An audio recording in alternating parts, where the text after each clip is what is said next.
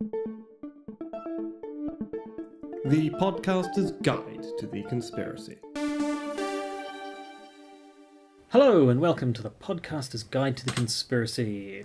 My name is Josh Edison, he is the good Dr. Dentith, and we are sitting in Auckland. We That's are. Now where we live. You might be wondering, where were we last week? Well, last week, We were still in Auckland. Josh was a gadabout I and had things to do and did not have time for a podcast or a vodcast. Joshua, just explain plain didn't. yourself. Explain yourself. Oh, I just couldn't be bothered, Just thought, should I? There's an audience of people who are interested, but... So I got on my yacht and I sipped my martini. I sailed around the Bahamas, and then I thought, I suppose I better give the peasants what they want, and came Now, you back see, here. your story would have rung true if you hadn't mentioned martini. Martini, Because well, as we know, I'm you actually hate a the non-drinker, taste yes. of alcohol. I just do. That's Yeah. all there is to it. I just don't like the taste. I believe the yacht story, I believe the Bahamas story, but the martini story, Doesn't it's just check a out. bridge too far. No, It's a just, bridge over the River Kwai. just numerous commitments and babysitting and all that bizarre. Shouldn't have so many babies. Well, no, I probably shouldn't. But what's done is done. They're too old to send back now. That's never true. Probably. Consumer Guarantees Act. Yeah, actually, I should look into that, really. Yeah, up to 2 years. They're not a baby after 2 years. Consumer Guarantees Act. You can send those babies back. When they're a toddler, it's another matter entirely. Now, I understand we have a patronage update. We do. We have a new patron by the name of Andy, and Andy has given big and given large, and so because of that, you have our aroha, Andy. You do. And you have our respect, our admiration, our front door keys. I understand that's Yep. part of the deal. Our Access- DNA on file. Yep, access to our bedrooms at night. I mean, Yep. basically, the amount of money you're giving us, we are yours. Ask of us what you will, Andy. But before he gets too many ideas, maybe we should rush onward through the show. I'm just going to stretch my legs out carefully so I don't bump the table holding our microphone, because that would be a hilarious misadventure. And what you should do in the vodcast is put really, really creaky, cracky noises as you stretch your legs out. Well, you could just shift in your chair and supply plenty of those. And that's not going to do it now. No, this is obviously the exact We were point sitting where- there, we were setting up, going carefully with the chair, don't want to make lots of creaking. Maybe it wasn't the chair, Matthew. Is that just the noises you make when you sit down now? Yes, You are over 40 now, these things happen. It's true, I am very, very, very ancient. But I don't look it because I spent a lot of time in Transylvania. Or Transylvania. Which has very mild sun, so you haven't had a lot of skin damage? Right. Precisely. Yeah. I can think of no other explanation. Right, well, shall we get into the news? We shall. Breaking conspiracy theories in the news.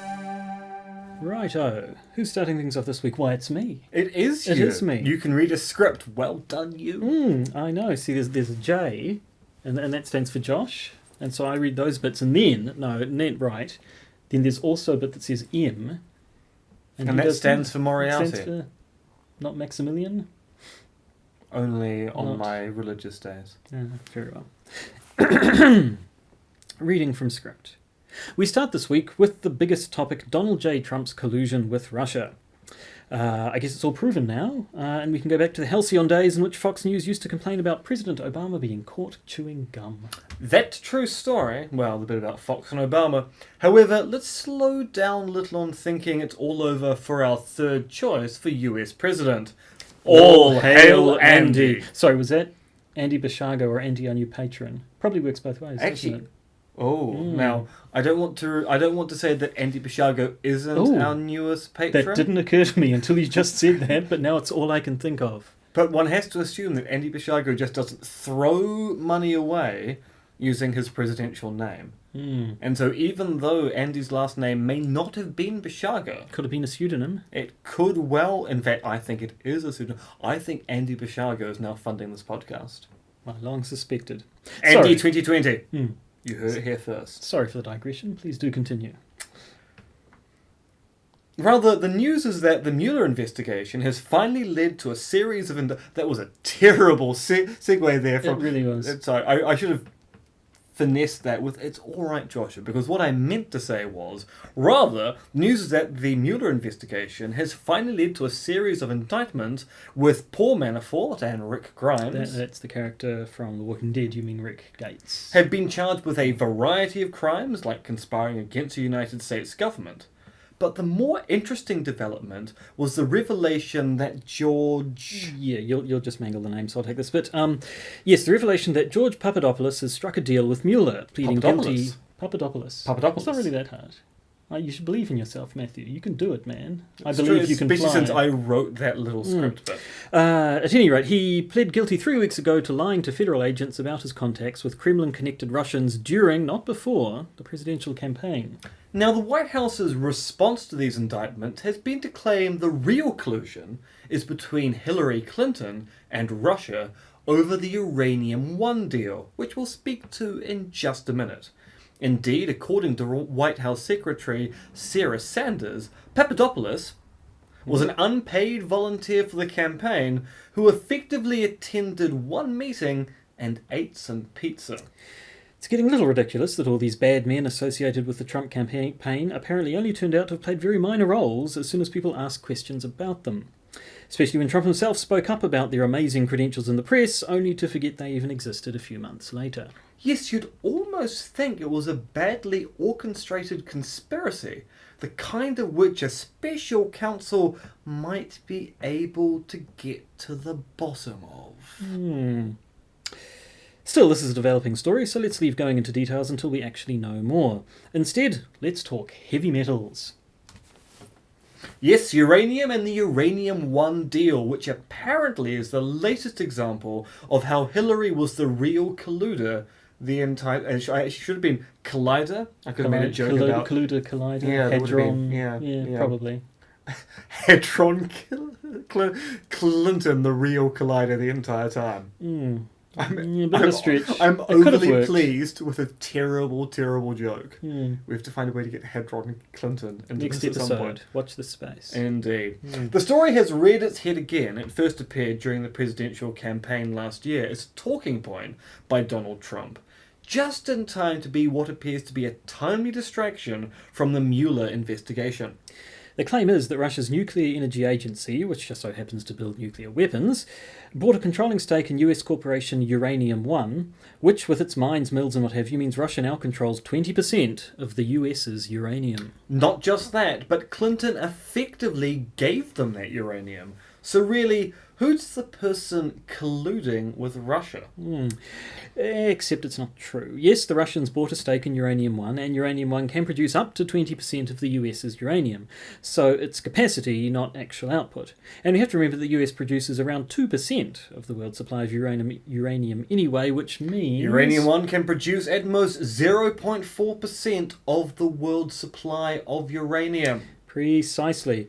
But perhaps more importantly, 9 US governmental agencies had to sign off on the deal, as well as be okayed by the Independent Nuclear Regulatory Commission and Utah's nuclear regulator. The idea this was all Clinton is frankly nonsense. But it's a good smokescreen. Sean Hannity has been all over it for days. So, one good smokescreen deserves another.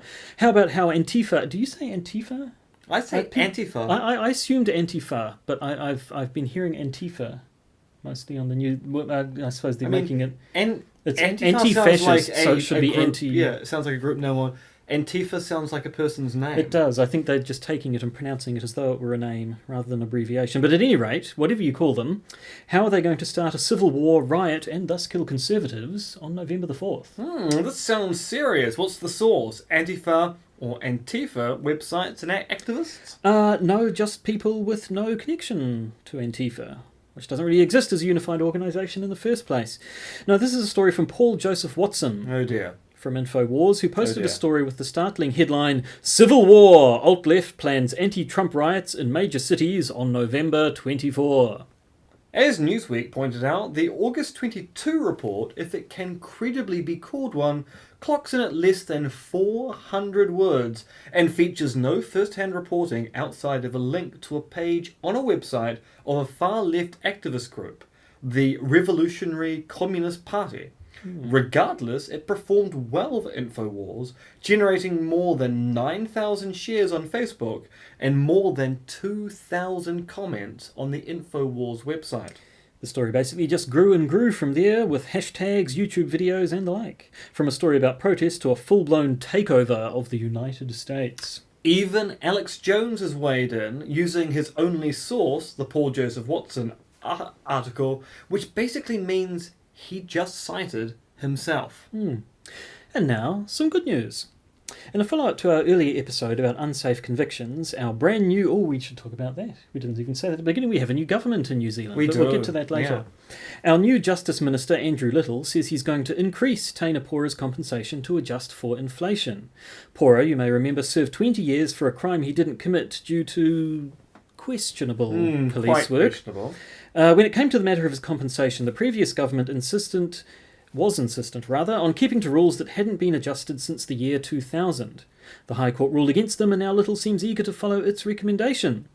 Easy political point scoring against the ousted national government? Yeah, probably, but it does mean a wronged citizen is getting his dues. Well, we actually didn't talk about the Eminem judgment either. Oh no. Or Max Key's district. We'll have to have a political roundup at the end of not the overly conspiratorial, episode. But fun, nevertheless. Is Max Key ever fun, really? Well, the situation is fun. Anyway, actually, with all that said, it seems inappropriate to say that's all the news which is fit to spit. That's a catchphrase. It has to end up being inappropriate eventually, so why not now? Okay. Content. Content. Well, Serious FaceTime. indeed. We once again interrupt the false flag kick, which maybe is just going to fizzle out over time as other things come and replace it, because there's been big conspiracy news. Yeah, in fact, you'll note the one thing we didn't talk about in the news roundup is the release of the 2,800 JFK documents.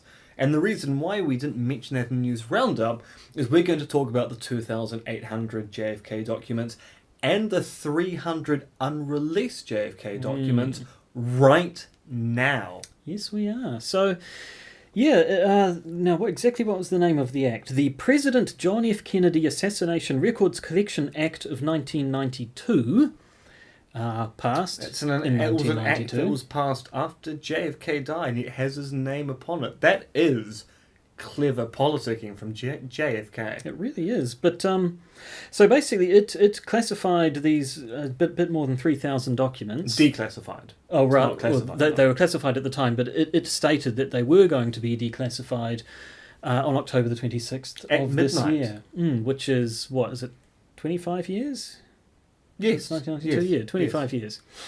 I'm 41 years old and have struggled with basic mathematics. I But was there you go. 15 when that act was passed. So at any rate, you may notice that midnight on October Actually 26th, 16. But yes, anyway. 2017 was a couple of days ago. So there was always an out, in that it would have been possible for the president of the time to have vetoed it or whatever and said, no, we're not going to declassify these documents. But Trump, on the campaign trail and the last few months, has been adamant the documents must be released. And then at the very last minute said, the documents must be released apart from some of them. Yes, so the way it was phrased at the time was kind of making it sound like, hey, I'm going to release these documents, when it was more along the lines of, I'm not going to prevent these documents from being released. Which they Yes, were which going actually to does be speak released, to but, a particular feature of the Trump administration, which is to take credit for things that were going to happen anyway. Nevertheless, so this law, which was in the Bush 1 administration, Yes, I think, HW, as opposed to just W. finally came to fruition. So in the event, the White House released a memo signed by Donald Trump, releasing, 2,800 of the around 3,100 documents, I think it was. And this memo read in part, I have no choice today but to accept those redactions rather than allow potentially irreversible harm to our nation's security. To further address these concerns, I'm also ordering agencies to re-review each and every one of those redactions over the next 180 days.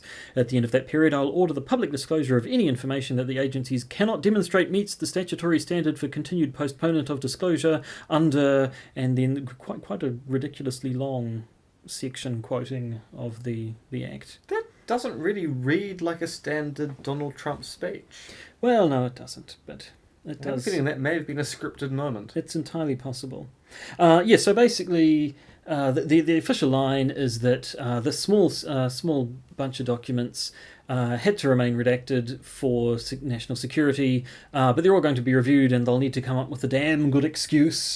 So the To keep CIA's them excuse classified. thus far has been that some of the documents either name operatives still in the field or programs which have never been disclosed in the past. So the idea is this information is still of a national security level because they want to ensure that this information just doesn't get out into the wild, because once that information is out there, it would be much easier for malcontent, saboteurs, and other people against the American way of life to then track down other things the CIA would not like people to know about.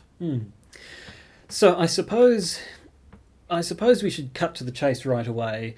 Do the documents that have been released in any way invalidate the findings of the Warren Commission, or in any way prove any of the other conspiracy theories about JFK's assassination? Not that I've seen. No, and I'm pretty sure we would have heard of it by now. People started pouring through them straight away, and have come up with a bunch of interesting dirt. And there is some very interesting dirt. But the official story that JFK was killed by lone assassin Lee Harvey Oswald does not appear to be challenged by the 2,800 documents that have been released.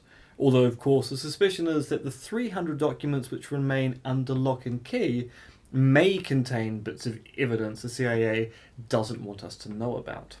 Yes, I was reading an article in the lead up to this by one conspiracy or JFK conspiracy theorist, I forget the name, who basically took pains to point out, if they don't release everything, then remember, whatever's in the documents that aren't released has got to be more sensitive and more important than the stuff that has been released, however much dirt that contains. So yeah, it's whatever. It's like the salmon that John West reject that make their salmon the best. But in terms of facts and conspiracy theories, Hi, we're now rather sponsored than- by John West and Dead Salmon. Which was their slogan. It was their slogan about 20 years ago. It's entirely possible that has nothing to do with anything. But basically, the claim is that it's the bits, the ones that are left out. They're where all the real dirt is, where all the real juicy stuff that would blow things out of the water really is. So all I'm thinking about is bad slogans now, and the slogan, which I still think is the worst of all time, is "Show us your cranny granny." Oh God, yes, that's for our foreign listeners, that was the slogan for a brand of cranberry juice. I'm pretty sure was. Australian, going by the Yes, accents yeah. of the people in the air. "Show us your cranny granny" was what they said. It was what on they their actually advertising. said. And in our particular patois, "Show us your cranny granny" is actually a very rude thing to say. I'm fairly certain they knew full well that they had a double entendre Bloody going there. Australians. Much like local butchery chain, The Mad Butcher, who has the slogan, "You just can't beat the Mad Butcher's meat." But they know it's not like some ad executive is sitting there going mortified, going, "Oh my God, No. the ad I authorised That had would contained appear to some be sort a of double euphemism entendre." for masturbation. Anyway, enough masturbating butchers. Back to JFK. That is a sentence that I'm really glad history has now heard. Recorded for all time. So there's a lot of information here. A lot of it is stuff which we kind of already knew or suspected, which has now been confirmed. So we now know to a very large extent that the assassination of JFK was a preventable event. So Lee Harvey Oswald was under surveillance by both the CIA and the FBI. Known to both agencies. He was known to have been meeting up with agents of the KGB, including a KGB assassin. He was being investigated. People were concerned about his links to a variety of different revolutionary movements at the time. They had the chance to arrest him multiple times and never did. And so there's a big question now, given all the information they had on Oswald, was there a failure by the CIA and the FBI to act upon intelligence? And thus, did they engage in a cover-up to basically stop that failure of acting of intelligence to get out, or, and this is the sinister part, did they let it happen on purpose? I.e., we kind of know something bad is going to happen, and we're not going to do anything to stop it. Now, that latter interpretation is a kind of extreme reading of the I don't think evidence. there's nothing. No, but it is at least suggested by the fact that they had the information and they didn't do anything with it. So are we talking about incompetence, or are we talking about negligence verging on the edge of actual malfeasance? So I think, in a way, there is a JFK conspiracy theory which has been given weight by the released documents, but it's not the conspiracy theories around how Kennedy himself was actually murdered. It's conspiracy theories around the CIA and FBI basically covering up the fact that they kind of dropped the ball there, and if they'd been paying a bit more attention, Kennedy's assassination could have been prevented. That's without even going to the assumption that maybe they did know it was going to happen and let it happen. They certainly appear to have in the classification of these documents been trying to hide the extent to which they already knew about Oswald in advance of the assassination. Yeah, but conversely, other bits of the trove of evidence we have indicates to what lengths they then investigated what happened post Kennedy's assassination. So one of the really interesting stories which came out of the trove of data was that 25 minutes before Kennedy's assassination, someone rang the news desk of the Cambridge Evening News, and that's Cambridge in the UK, to say that there was going to be a big event about to happen around JFK. Now, this kind of went unremarked at the time, because lots of these weird, there's going to be a big story coming out soon, things were going around the UK at that point in time. But afterwards, the CIA actually did investigate where did this call come from, what did it relate to, because they were concerned that information was circulating about the assassination of JFK around about the time he was killed. Now, their judgment was, in the end, well, this is just a coincidence. Someone called the news desk saying, there's going to be big news, and by coincidence there was. Apparently there had been other calls of this type to various UK newspapers over the course of 1 year, eventuating in nothing. But the CIA did go to quite some length to investigate potential sources of information about the assassination after JFK died. Now, you could take that to be evidence that they weren't involved in any way, shape or form, because why go to such lengths to investigate potential sources or leaks if you know you did it? The chances of accidentally stumbling upon evidence of your own crime in that situation and then having that recorded is actually a really, really bad thing to do.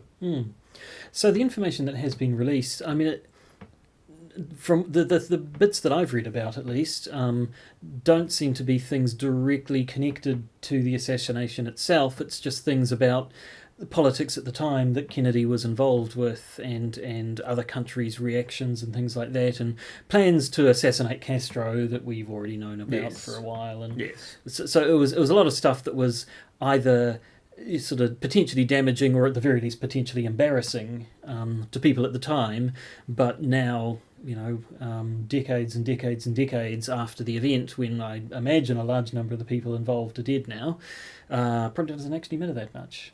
No.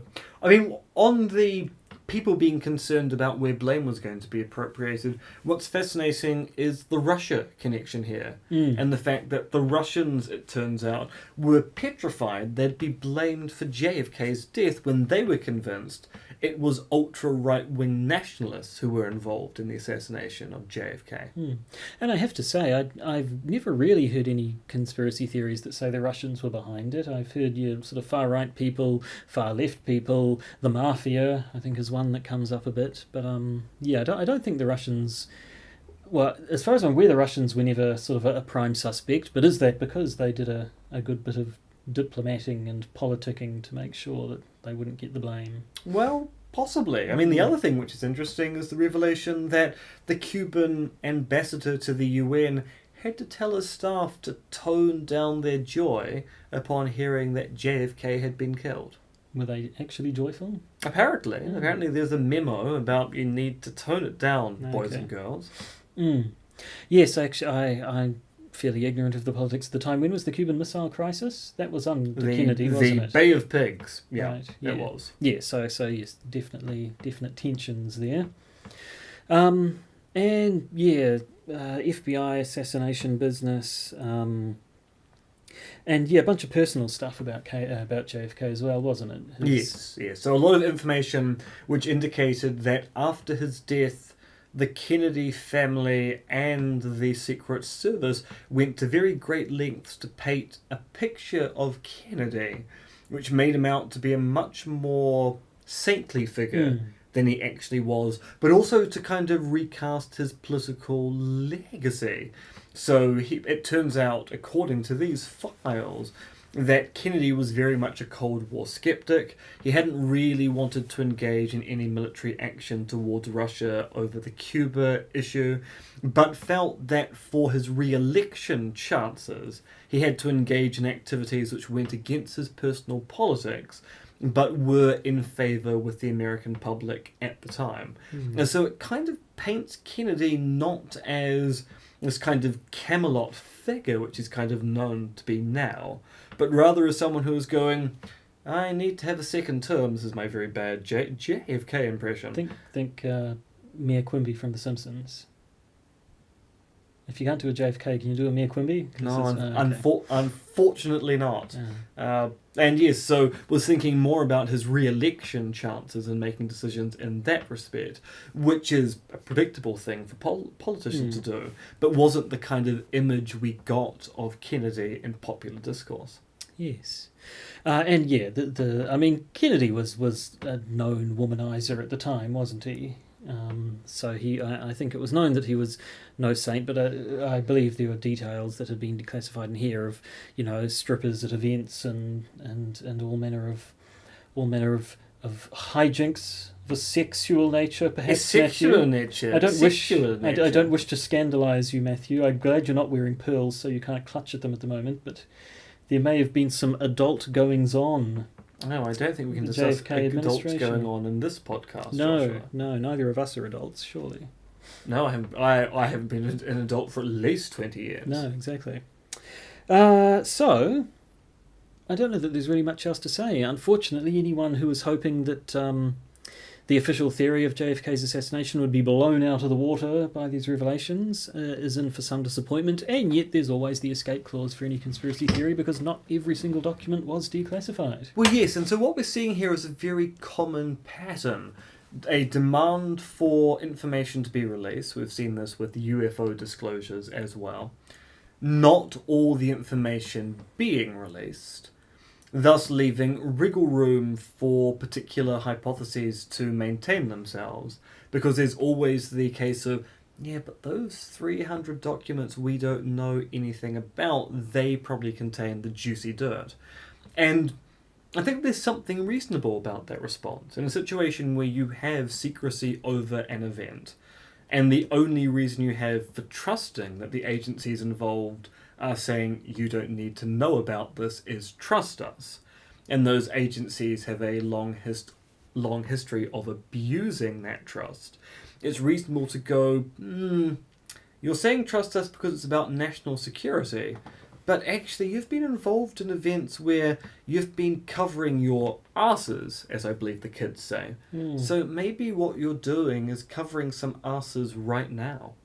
Yes, exactly. So, yep, conspiracy theories aren't going to go away anytime soon. No. I mean, even if there's just one document that remains unreleased in 180 days' time, people are going to go, yeah, that's the one. That's the one where they documented Lee Harvey Oswald saying, yes, I was working with the Russian mafia alien chupacabras. Unicorns of death. Exactly.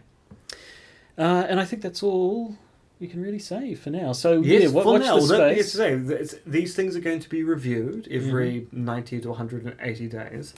And so it's quite possible that we might be doing an episode in half a year's time going, Lordy. So it turns wasn't out expecting Marilyn that. Monroe was the real assassin of JFK the entire time. I look forward to it. So you want to talk about local politics? I'm pretty sure we both do. We have a new government. We have a new government, and quite the surprise, because now at the time we recorded the last episode, the votes were in, but no one party secured an outright majority, which is what you expect in an MMP system. Yes. And so the parties were negotiating amongst themselves, and it seemed, I don't know, it seemed like a foregone conclusion that it was going to be another national government. That's what it felt like at the time. See, it didn't feel like that to me. It actually did feel as if it was very much up in the air. That New Zealand First, the minor party with 7 seats, which had the ability to choose which of the 2 major powers, national on its own, or the Labour Greens coalition, would become government. And frankly, it was up to the wire the entire time, as far as I was concerned. Well, yes, I mean, nobody knew anything for certain, but Not even apparently Winston Peters, who apparently made his choice, and I used the word apparently twice in a row, or actually it's now 3 times in a row, 5 minutes before the announcement. yes. So yes, in the end, New Zealand First decided to go with the left-leaning Labour Greens coalition, and we have a brand spanking new government. And a government that says that capitalism is not working for people and it needs a friendlier face. We have a new Prime Minister, and as we said in the news story at the beginning, we have a new Justice Minister who's shaken things up. He's rattling cages. I mean, he's already worked out that many things in the Ministry of Justice don't work. Maybe we might even see prison reform in this term. Who can say? But it's all been very interesting. Again, now there were some people did cry foul over the result. Some people claimed that there was just something wrong about the fact that while National was the party that got more votes than any other single party, and yet it finds itself excluded from the new government, people thought something was a little bit off about that. But that just shows they don't understand how MMP works. The government as we have it represents 53% of the voting population. The National Party basically ends up being 44%, with the kind of leftover being the wasted votes for minor parties and the like. We have a coalition which represents most of the voting public of the country. That's how proportional representation works. Yes, but even then, people cried foul, but I don't think anyone really cried conspiracy, did they? No, most people said that the country was held to ransom by Winston Peters and New Zealand First, as opposed to Peters conspired to bring this event about. Interesting, the commentary coming from Australia about that. We really actually don't seem to like our new government. And I understand they're kind of the opposite, because over here, the sort of the right-wing votes largely go to the One National Party, whereas the left-wing vote is split between Labour Greens, so they, between them they have approaching that level of votes, but they're smaller parties. And so we get in the situation where the party with the most votes is out of government, but I'm pretty sure in Australia the left is a single Labour Party, Labour, and the right-wing vote is split among the coalition. The coalition, yeah. So which is in the Liberals Australia and the National Party. And so at the moment in Australia, they are in exactly the same position where the party Well, got the most votes. Their position's even more bizarre, because their position is currently very perilous, because their Deputy Prime Minister turned out to be a New Zealander, and when you're an MP in Australia, you can't have dual citizenship. Yes, we did actually mention that a few weeks ago as well. It was, and Barnaby Joyce, there has been whitest name in the world. There has been a judgment, and the judgment is those people were ineligible under the current rules to be elected officials. Now, all of the affected members of Parliament and the Senate in Australia have renounced their dual citizenship, so they're, in most cases, recontesting their own seats. But yes, it turns out that Australia, for all of its political chicanery, no one ever bothered to do these. So, are you qualified to be an MP? That just seems like a major oversight. Yes, although a bit of a fiddly technicality, I think, in a lot of cases, in that there's people, as far as they were aware, were Australian citizens, and it was only because, in fact, with the Joyce one, had he ever lived in New Zealand, or was No. it just because his parent was a New Zealander? At the he was same time, automatically you granted? would think that Well, you'd you'd have expect a an bit of official diligence, in yes. your party whose only job is, look, Australia has very strict rules about citizenship and being an MP. So maybe my job should be so Barnaby, where was your father born? Oh yeah, Auckland. Did he ever announce his citizenship? No. Okay, well, under New Zealand rule... Oh, so Barnaby, you can't run. It's not that difficult. Yes, not that it does, and though I hate to say it, it almost adds a little bit of ammunition to the Obama as a Muslim birther conspiracy theories. You heard it here. Barack Obama is a New Zealand citizen. In that, sort of one of the objections to the whole birther conspiracies was, for God's sake, he was elected president of America. Do you not think that someone, multiple someones, would have worked out whether or not he's eligible to run at some point before that? And yet we're kind of finding out they didn't in Australia. Yes. But, I don't know, Prime Minister of Australia maybe isn't as big a deal as President of the United States. You take that back. Australians would be so angry at that claim. Australia, mate. I can't do an Australian accent. I don't know no why. one can. I think it's because it's too close to a New Zealand accent. Yeah. It's too hard to... Yeah, you have to think about the Listen, billabong, team. Joshua. Put your Barbies on the billabong and go Australia. Yeah, no, not really. Nah, And it's, not really. Yeah, it's hard when you know actual Australians as well. It is actually, it is very hard. It's to hard. know It's hard. actual It's hard to Australians. generalize a broad accent when you're exposed to specific examples of specific accents, which are all a little bit different. And I'm in the camp where I really can't do any accent particularly well, so it's fine. Yeah. Except for Transylvania now, obviously. But that always turns into Italian very quickly. Yeah, it does. I think you need to stick to do a proper Transylvanian accent. You really just need to stick to counting things and then laughing about it I'm fairly afterwards. sure I'd count in Italian eventually. Uno, quattro, look at me, I'm a Mario. You sure are. Right, well, you've been listening to the Podcaster's Guides to Dodgy Foreign Accents. My name's Josh Addison. He is MRX Dentith. Also known as Mario from the Super Mario Brothers. Is that what the M stands for? Mario! Mm. It's Mario time. It's a me. It's a me, a Mario. My favourite joke from Assassin's Creed 2. Mm?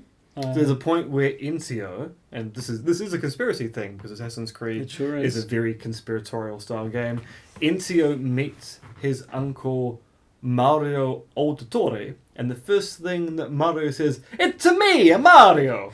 It's one of the greatest in-jokes in gaming history. Nice. Yeah. Well, at any rate, that's who we are. Not Mario. The other two names I said before that. You'd be Luigi. I'd be Mario. I suppose I would. Although you've got the facial hair. Well, yeah, but they both have moustaches, don't they? It's true. You We can should just just wear try a fake jumping one. on top of each other's heads and see what happens. Yeah, exactly. We are in Auckland, in New Zealand, but you don't have to be in Auckland, New Zealand, if you want to get in touch with us, because we live in the internet age, where everyone is contactable everywhere at any time. It's like the A-team. Mm. We are the A-team of podcasts. That's exactly what we are. So if you want to get in touch with us, Twitter's always good. Twitter's Yep. easy. Twitter's fun. My name on Twitter is Monkey Fluids. Mine is Conspiracism. You can find there's a podcaster's guide to the conspiracy page on Facebook. Just search podcaster's guide to the conspiracy there. This podcast is available on iTunes and Stitcher and a few other places. I'm sure you shouldn't have any trouble finding that. It's also a vodcast on YouTube. It And is. once again, just plain old search for podcaster's guide to the conspiracy. I'm sure we could pop up a URL or something, but it's not going to be a pretty one. Easier just to search for it, because I don't think the podcaster's guide to the conspiracy is going to come up with many more hits. Probably than just not. ours. Probably not. It is a unique name for a unique voice in a unique time. Mm. Produced by unique people. Yes, Unique. I like it. And otherwise, what we have the patronage campaigns. There's a little bit more about them in the blurb that's going to play at the end. But basically, we're on Patreon. The website where this podcast is hosted, conspiracism.podbean.com, also has a link to Podbean's native patronage system. There's an email address. We'll leave that to the end as well, because we always cock it up when we try to remember what it is. We do. Mm. And that's why nobody ever emails us. Almost never. We're reaching the dizzying heights of like one email a month back at the beginning of the year. It was very exciting. But I had heart palpitations. But dropped off a little bit, but that's okay. Email's old news, Daddy-O. Only the squares send email now. I'm glad this podcast is set in the It 1960s. sure is. Now I'm off to the milk bar to drink a malted. If only we had berets With to my whip best on gal. at this point, and then saunter out with a. Berets? Mods wear berets when they go to the Do milk they? bar. I only think of, I don't know, high school jocks and greasers. Was that even the 50s? I don't know. It's 2017, for God's sake. What are we supposed to know Current about? year argument. Mm. Is that a real thing? Yeah. Oh, okay. Well, it applies here. It does. Mm.